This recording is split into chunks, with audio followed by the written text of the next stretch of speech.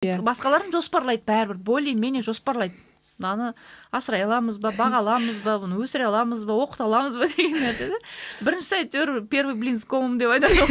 Сол сияқты ше, кәдімгідей туа салады әйтеуір ше.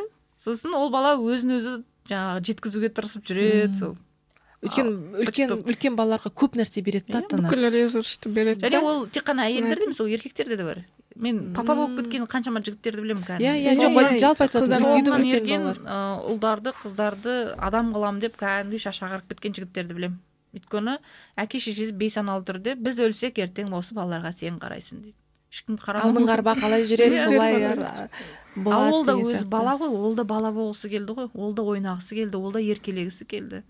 Ол да бір тентектік жасағысы келді, бірақ оның оғандайға болмайтын. Өйткені оған не айтады сен? Үлкенсің сен деп айтады, болды. Сол бір ақ ауыз сөйлем барлығының тағдырын шешіп